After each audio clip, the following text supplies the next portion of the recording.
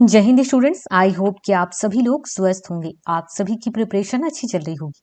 अगर आप बिहार से हैं, बीपीएससी कंबाइंड कॉम्पिटिटिव एग्जाम की तैयारी करने की सोच रहे हैं, तो सबसे पहले आपको ये इन्फॉर्मेशन होना चाहिए कि कौन कौन सी सर्विस के लिए कितने एज की रिक्वायरमेंट है। देखिए, मिनिमम आपकी एज 20 ईयर होनी ही चाहिए, तभी आप इस फॉर्म को फिल कर सकते हैं। दूसरी चीज ये है कि इसमें कई सारे सर्विसेज हैं और कई सारे सर्विसेज में अलग अलग एज की रिक्वायरमेंट है। तो चलिए बात करते हैं वो कौन कौन सी सर्विस है जिसमें अलग अलग एज की रिक्वायरमेंट है और कितनी एज की रिक्वायरमेंट है। बिहार में जिला समादेष्टा अधिकारी, इंग्लिश में इसे डिस्ट्रिक्ट कमांडर कहेंगे। डिस्ट्रिक्ट कमांडर बनने के लिए कम से कम आपकी एज 20 साल होनी चाहिए। इसके अलावा बिहार में अगर आप राज्य कर सहायक आयुक्त, जिसे इंग्लिश में स्टेट टैक्स असिस्टेंट कमिश्नर कहते हैं, ये ऑफिसर बनने के लिए आपकी एज कम से कम 22 साल होनी चाहिए। इसके अलावा नेक्स्ट है अवर निर्वाचन अधिकारी, इंग्लिश में इसे जूनियर इलेक्शन ऑफिसर कहेंगे। ये ऑफिसर बनने के लिए आपकी एज कम से कम 22 साल होनी चाहिए। इसके अलावा ईक पदाधिकारी, जिसे इंग्लिश में सुगर केन ऑफिसर कहते हैं, और बिहार शिक्षा सेवा, जिसे बिहार एजुकेशन सर्विस कहेंगे, इस अधिकारी को बनने के लिए, ये दोनों ही अधिकारी की बात कर रहे हैं, आपकी एज 22 साल होनी चाहिए।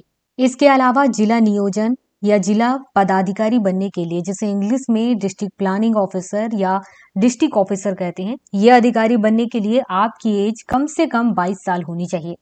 इसके अलावा 4 ऐसी सर्विसेज है जहां पर आपकी एज 21 साल होनी चाहिए, कम से कम 21 साल होनी चाहिए। सुप्रिटेंडेंट ऑफ प्रोहिबिशन, अधीक्षक मद्य निषेध ऑफिसर बनने के लिए, प्रखंड पंचायत राज पदाधिकारी, ब्लॉक पंचायत राज ऑफिसर जिसे इंग्लिश में कहते हैं, रेवेन्यू ऑफिसर, राजस्व अधिकारी बनने के लिए, और बिहार में बिहार SC/ST वेलफेयर ऑफिसर बनने के लिए आपकी एज कम से कम 21 होनी चाहिए।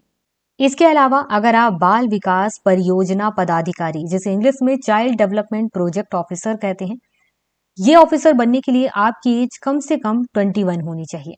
DSP बनने के लिए बिहार में आपके कम से कम एज 20 साल होनी चाहिए।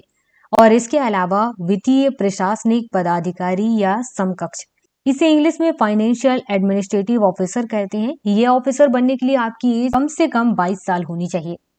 देखिए, बीपीएससी कंबाइंड कॉम्पिटिटिव एग्जाम का फॉर्म भरने के लिए आपकी एज कम से कम 20 होनी चाहिए। अगर आप 20 साल के हैं, फॉर्म भरते हैं, तो आप केवल उन्हीं सर्विसेज के लिए फॉर्म भर सकते हैं जिनकी एज की रिक्वायरमेंट 20 साल है। जब आप 21 साल के हो जाएंगे तो उन्हीं सर्विस के लिए फॉर्म भर सकते हैं जिसमें 20 साल और 21 साल इन दोनों की रिक्वायरमेंट है। और जब आप 22 साल के हो जाएंगे तब आप तीनों टाइप के सर्विसेज के लिए फॉर्म भर सकते हैं।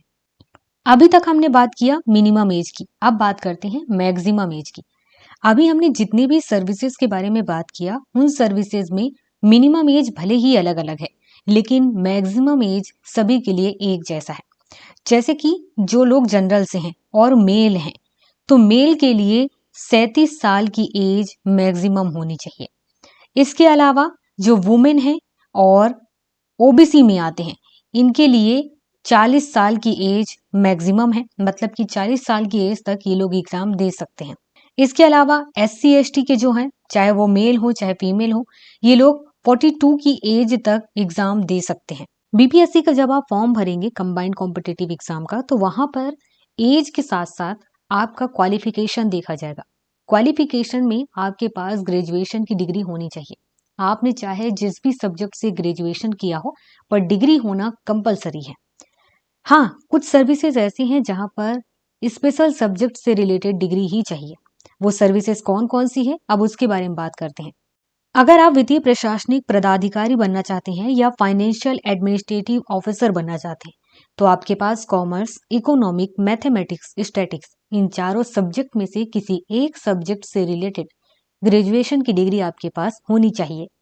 अगर आप DSP टेक बनना चाहते हैं, तो फिर आपके पास इंजीनियरिंग में electronics and communication engineering, electronics and telecommunication engineering, information technology, electrical and electronics engineering, instrumentation and communication engineering, electrical engineering with speciality in electronics communication, इनमें से किसी एक सब्जेक्ट में आपके पास डिग्री होना चाहिए। यहाँ पर परसेंटेज के बारे में भी कहा गया है स्पेशली कि आपके परसेंटेज 50% तो हो ही हो। अगर आप SC ST से हैं तो 45% होगा तो भी चल जाएगा।